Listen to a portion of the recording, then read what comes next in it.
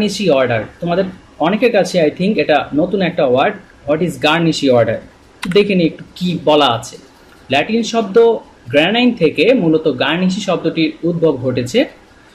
গার্নিশি order হলো আদালত কর্তৃক ব্যাংকের উপর জারিকৃত একটি আদেশ। সহজ কথা, এটাই গার্নিশি অর্ডার। আদালত কর্তৃক ব্যাংকের উপর জারিকৃত একটি আদেশ যেখানে আদালত ব্যাংকের কোনো মক্কেল বা কাস্টমারের হিসাব প্রয়োগ বা বন্ধ করে। প্রয়োগ মানে হচ্ছে বন্ধ করা।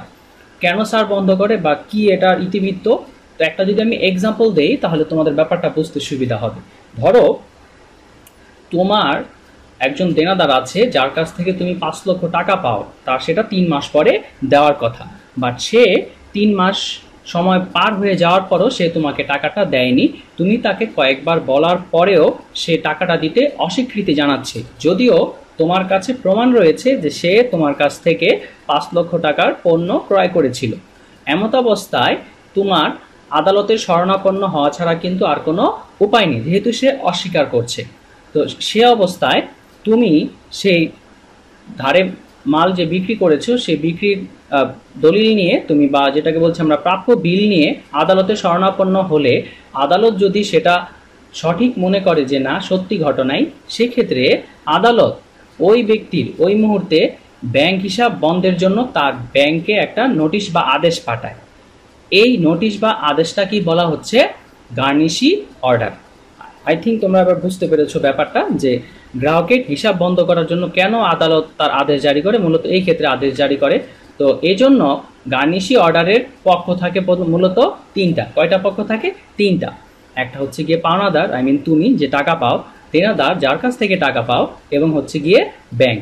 আদালতকে পক্ষ হিসেবে ধরা হয় না কেন? কারণ আদালত তো এখানে মধ্যস্থতাকারী হিসেবে দায়িত্ব পালন করে। তো এই 3টা পক্ষ মূলত গার্নিশি অর্ডারে জড়িত। এরপর দেখি গার্নিশি অর্ডার কয় ধরনের হয়ে থাকে। গার্নিশি অর্ডার হয়ে থাকে প্রধানত 2 ধরনের। কি কি? একটা হচ্ছে গিয়ে সীমাহীন গার্নিশি অর্ডার। আগে এটা একটু দেখে নেই। সীমাহীন গার্নিশি অর্ডার, যে আদেশের ফলে গ্রাহকের হিসাবে কোনো লেনদেন করা যায় না, অর্থাৎ ব্যাংকে রক্ষিত সম্পূর্ণ টাকার উপর প্রয়োগ আদেশ দেওয়া হয়, তাকে বলা হয় সীমাহীন আদেশ। এতে হিসাব পুরোপুরি বন্ধ করে দিতে হয়। আই মিন, তুমি ধরো 5 লক্ষ টাকা পাওয়ার জন্য মামলা করেছো, কিন্তু তোমার হিসাবে আছে 10 লক্ষ টাকা।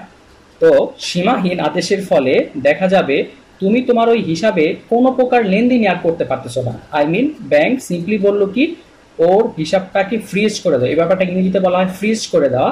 ফ্রিজ করে দেওয়া মানে হচ্ছে ওই হিসাবে গ্রাহক আর কোনো প্রকারের লেনদেন করতে পারবে না। এজন্যই বলা হয়েছে এতে হিসাব পুরোপুরি বন্ধ করে দেওয়া হয়। আই মিন, তোমার অ্যাকাউন্টে যত পরিমাণ টাকা ছিল পুরো টাকাটাকে ফ্রিজ করে দেওয়া হয়। এর পরবর্তীতে অতিরিক্ত কোনো টাকার উপরও আর কোনো লেনদেন করা যাবে না।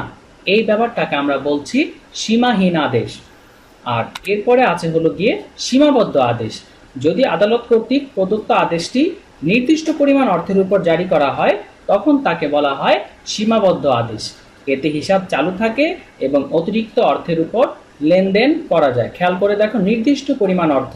ধরো তুমি যার কাছ থেকে টাকা পেতে, তার অ্যাকাউন্টে 8 লক্ষ টাকা ছিল। কত টাকা ছিল? 8 লক্ষ টাকা। বাট তুমি তো তার থেকে 5 লক্ষ টাকা পাও, তাই না?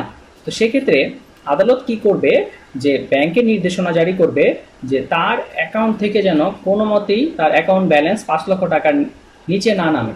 তার মানে তোমার জন্য 5 লক্ষ টাকা রেখে দিল, যদি নিষ্পত্তি হয় মামলা, তোমাকে তো 5 লক্ষ টাকা দিতে হবে, তাই না?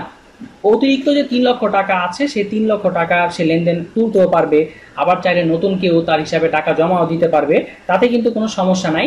কিন্তু ওই যে 5 লক্ষ টাকা নির্দিষ্ট পরিমাণ একটা অর্থ, ওই 5 লক্ষ টাকা কিন্তু সীমাবদ্ধই থাকবে, বা 5 লক্ষ টাকার উপরে যে আদেশ জারি করা হয় সেটা কিন্তু ইনট্যাক্ট থাকবে। এখন কথা হচ্ছে, এই ব্যাপারে যখন এই বিশেষ করে সীমাহীন আদেশ যখন দেয়া হয়, তখন কিন্তু ব্যাংক আদালতের ক্ষেত্রে কিন্তু আর সেই গোপনীয়তার নীতিটা মানতে পারে না। ঠিক আছে? যেহেতু আদালত মামলা মোকদ্দমার ব্যাপার, এই ক্ষেত্রে কিন্তু ব্যাংকে তার আদালতকে তার গ্রাহকের সমস্ত ব্যাংক ব্যালেন্সের বিবরণী আদালতকে জানাতে হয়। এবং একটা গার্নিশ অর্ডার পাওয়ার পরপরই ব্যাংক কিন্তু তার গ্রাহককে জানায় যে স্যার, আপনার নামে এরকম একটা অর্ডার এসেছে, সো আমরা আপনার অ্যাকাউন্টটাকে বন্ধ করে দিতে বাধ্য হচ্ছি। তো তবে এক্ষেত্রে আদালতকে ব্যাংক যখন ব্যালেন্স জানাবে, ধরো যে 8 লক্ষ টাকা তার অ্যাকাউন্টে আছে, কিন্তু ব্যাংক আবার এখান থেকে 1 লক্ষ টাকা গ্রাহকের কাছে পায় কোনোভাবে, সেক্ষেত্রে কিন্তু ব্যাংক আদালতকে জানাবে যে তার হিসাবে 7 লক্ষ টাকা আছে, কারণ ব্যাংকের দাবিটাও কিন্তু সবার আগে মানতে হবে। তো ব্যাংক তার জন্য যতটুকু অধিকার, সে অধিকার বজায় রেখে বাকিটুকু সম্পর্কে আদালতকে জানাবে। তো আশা করি সিম্পলি সহজভাবে তাহলে গার্নিশি অর্ডারটি, গার্নিশি অর্ডার হচ্ছে গিয়ে আদালত কর্তৃক ব্যাংক হিসাব বন্ধ করার যে নির্দেশ তাকেই বলা হচ্ছে গার্নিশি অর্ডার। এটা দুই ধরনের হয়ে থাকে, সীমাহীন এবং সীমাবদ্ধ। সীমাহীনে কোনো লেনদেন করা যায় না, আর সীমাবদ্ধতে অতিরিক্ত অর্থের উপরে লেনদেন করা যায়। এতটুকু মোটামুটি জেনে রাখলেই হবে, তোমাদের বইতেও আলোচনা এতটুকুই আছে। এরপরে আমরা একদম শেষ পর্যায়ে চলে এসেছি যে কিভাবে একজন ব্যাংকার এবং গ্রাহকের সম্পর্কের পরিসমাপ্তি ঘটে, কি করলে। এটা হয়তো বা ক্লাসে পড়ালে তোমাদের থেকে পয়েন্টগুলো জানার চেষ্টা করতাম, বাট এখন যেহেতু সম্ভব হচ্ছে না, আমরা সবাই দূরে আছি, আশা করি আমি এখানে বলার আগেও তোমরা অনেকেই গেস বা চিন্তা করা শুরু করে দিয়েছো যে কিভাবে পরিসমাপ্তি করতে পারে। পরিসমাপ্তি কিভাবে করতে পারে, সবচেয়ে সহজ কথা, কেউ যদি একটা অ্যাকাউন্ট ওপেন করেছে তার অ্যাকাউন্টটা বন্ধ করে দেয়, তার মানে হচ্ছে কি গ্রাহক তার হিসাব বন্ধ করে দিলে, ব্যাংকার গ্রাহক সম্পর্কের ইতি ঘটে, যেটাকে আমরা সহজ অর্থে বলছি ব্রেকআপ হওয়া। ঠিক আছে, আচ্ছা। এরপরে হচ্ছে গ্রাহক আদালত কর্তৃক দেউলিয়া ঘোষিত হলে, আদালত যদি সেই গ্রাহককে দেউলিয়া ঘোষণা করে, তাহলে কিন্তু সে আর কোনো ব্যাংক অ্যাকাউন্ট পরিচালনা করতে পারে না।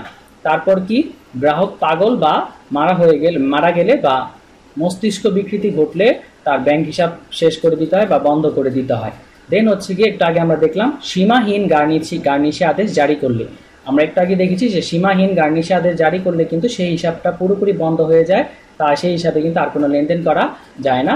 এবং নাম্বার 5, সেটা হচ্ছে গিয়ে দীর্ঘকাল ধরে কোনো লেনদেন করা না হলে, বর্তমানে ব্যাংকগুলোর যে প্র্যাকটিস যে টানা 6 মাস যদি গ্রাহক কোনো অর্থ উত্তোলন না করে, জমাও না করে, সেক্ষেত্রে তার ওই হিসাবটা বন্ধ করে দেওয়া হয়, বা যেটাকে বলা হয় ডরমেন্ট করে রাখা হয়, ডরমেন্ট বা সুপ্ত করে রাখা হয়।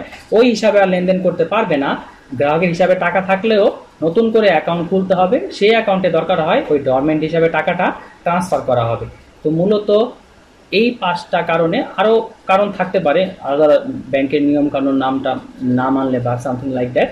তো মূলত এই সকল কারণগুলোর জন্যই একজন ব্যাংকার এবং তার গ্রাহকের সম্পর্কের পরিসমাপ্তি ঘটে।